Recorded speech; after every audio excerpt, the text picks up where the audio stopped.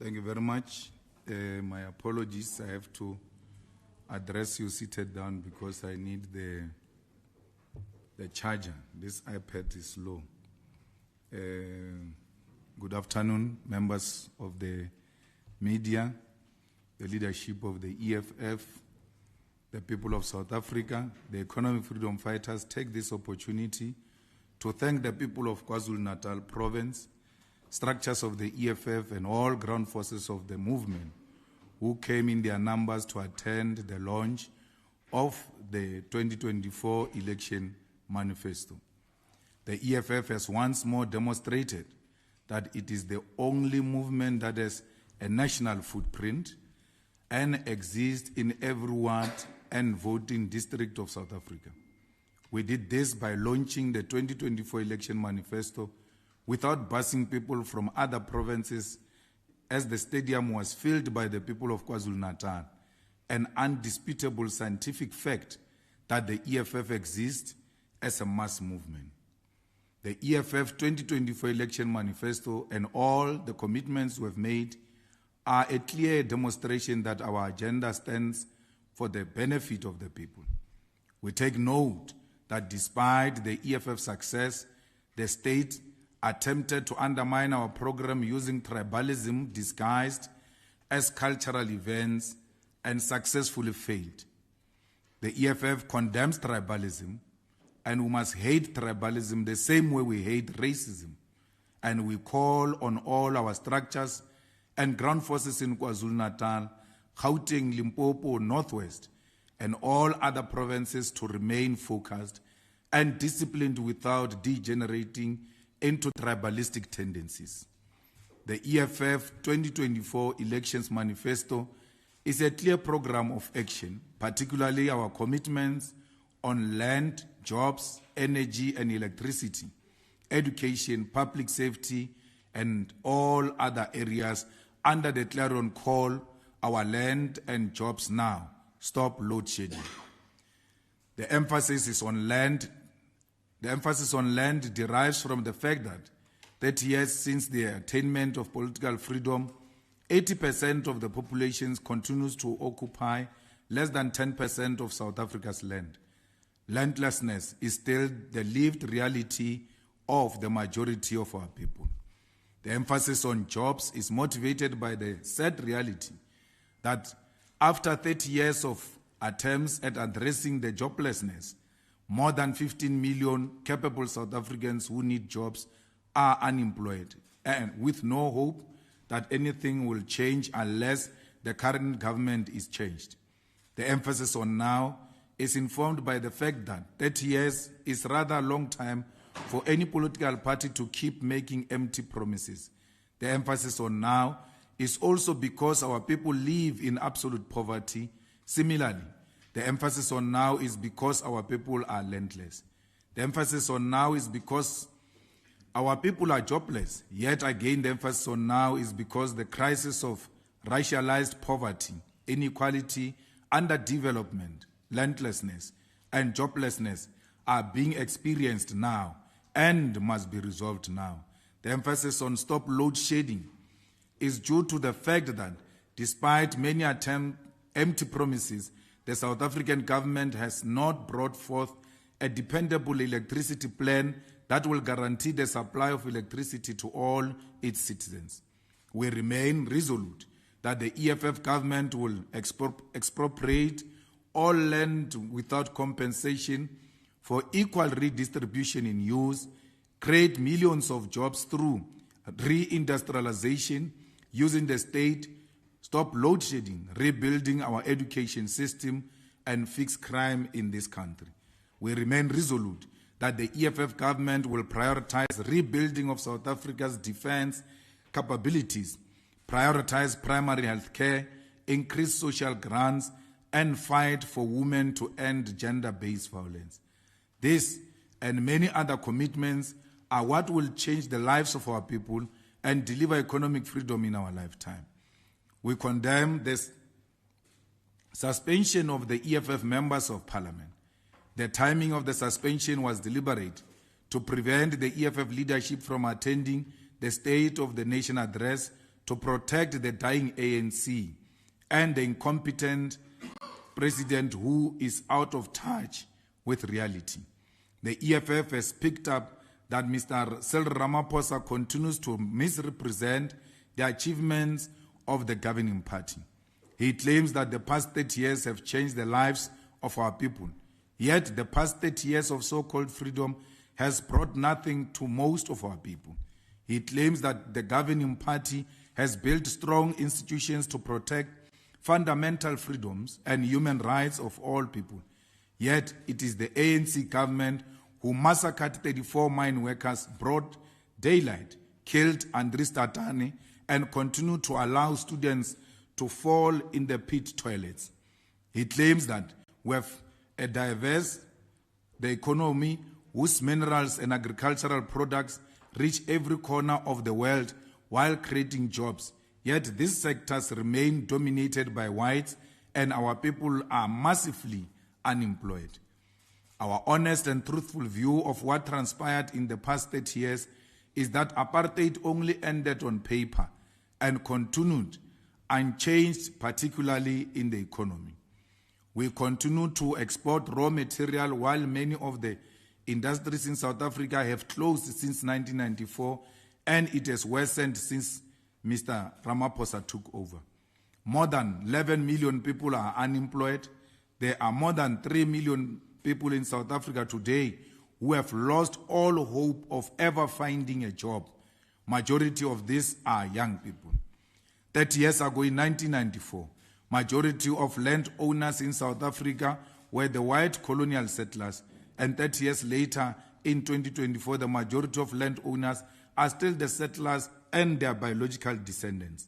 30 years ago, in 1994, wealth was concentrated in the hands of a few white rich people, and 30 years later, in 2024, the economy of South Africa is still owned, controlled, and dominated by the very same few rich white people. 30 years ago, in 1994, more than 90% of informal settlement dwellers were black Africans. And 30 years later, in 2024, informal settlement dwellers still look like me and you. 30 years ago, the levels of black-on-black violence was very high, and 30 years later, the levels of black-on-black violence continue unabated, with more than 27,000 people murdered in 2023. This 30 years of so-called democracy has only brought more wealth to the white minority settlers and condemned our people to perpetuate an endless poverty and suffering. It is the EFF that will bring about true freedom, economic freedom, and change the lives of our people. We call on all our people not to be tricked into believing falsehood by fraudsters who are hell-bent on selling strategic state-owned assets that belongs to our people. Now that we have launched the 2024 election manifesto, we are going to launch provincial manifestos on the following dates. Gauteng Provincial Manifesto launch will be held on the 2nd of March 2024 at Dobsonville Stadium, Johannesburg Region, Soweto. Mpumalanga will be held on the 9th of March 2024 at Kanyamazane Stadium, Enhlanzeni Region, Mbombela.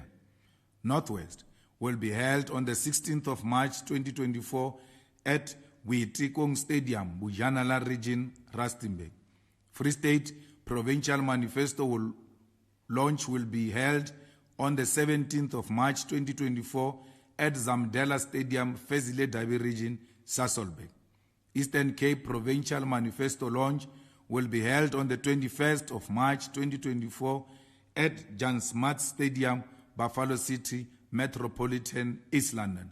Northern Cape will be held on the 23rd of March 2024 at Khalishiwe Stadium, Francis Bart, Kimberley. And Western Cape will be held on the 24th of March 2024 at Guguletu Stadium, Cape Metro, Cape Town.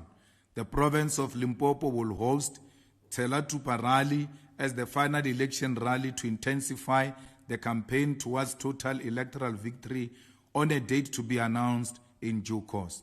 We call on all our structures and ground forces to remain focused and disciplined as we move to consolidate get our people, young and old, to register to vote and to vote for our land and jobs now and to end load shedding. The EFF is pleased to announce that on the 11th and 12th of February, we held our list conference at the Durban Exhibition Centre, KwaZulu-Natal. The EFF list conference, which was constituted by regional and provincial structures of the EFF, set to consolidate and vote on the names that ought to be submitted to the IEC for seats in the provincial legislatures and parliament after elections. These names will ultimately be considered by the list conference committee, which is constituted by the EFF top 6 officials and sent to the IEC. The EFF can assure the people of South Africa that it will send the best from within its ranks to lead South Africa, as the list process is defined by criteria that places great emphasis on merit and competence. Some of the criteria includes that 40% of all names from the list must be youth, 50% or more of the names submitted must be women. There must be at least 10 PhD holders in the EFF list to Parliament. A matric certificate is the minimum requirement to form part of the EFF list. An emphasis that those on the EFF list must hold and pursue post-matric qualification. All those who seek to return to Parliament must outline what they have done during their tenure as parliamentarians in this previous Parliament. It is the criteria that must be an assurance to South Africans that the EFF is ready to govern, and this will be defined by the character of the public representatives we elect to power. The EFF list conference was a resounding success with no incidents of violence, vote buying, or intimidation, and was yet another confirmation of the EFF's commitment to internal party democracy. Following this, we call on all structures to focus all their energies on the campaign for total election victory, using the EFF's manifesto as the weapon to win the hearts and minds of our people. The campaign must continue to be based on umtu emtwini mutu mutu, as every vote counts in the war for economic freedom. We reiterate the call for Cyril Ramaphosa to announce the election date, as his delay will not save him from his inevitable removal from office. Until then, all South Africans must continue to register to vote on the IEC elections website, as the voters' roll remains open until such a time the election date is proclaimed. We take this opportunity to welcome back home and congratulate Bafana Bafana for their courageous performance and the bronze medal in the recent AFCON competition. We believe that we can build on this progress. We call on SAFA to make sure that they pay reasonable remuneration to players and the technical team for the national team, and ensure that there is an equal pay for Banyana Banyana. We call upon the racist corporate South Africa to sponsor Bafana Bafana and Banyana Banyana, as they are equally important to the development of sports. The EFF reiterates the call by the EFF Student Command that the contracts of all 4 service providers which were irregularly appointed at NSFAS must be terminated with immediate effect, as determined by an independent forensic report. The continued irregularity at NSFAS is something that must be fought tooth and nail if we are to resolve the crisis of funding of students, and this can only be done through uprooting corruption. The EFF notes the recent attacks on Palestine, a clear demonstration of defiance by the racist, genocidal apartheid Israel and their murderers Benjamin Netanyahu, and undermining of the International Court of Justice that ordered Israel to stop. If the bombardment and genocide of Palestinians continues, we'll be left with no choice but to march to the American embassy, as we no longer have the Israeli embassy in South Africa. We will march to the American embassy as a sponsor of the war and genocide in Palestine. We are proud to announce the return of Fighter Siko Qilishe as Head of Digital Communication and Stakeholder Relations in the President's Office. We wish her well in her new responsibilities. I thank you.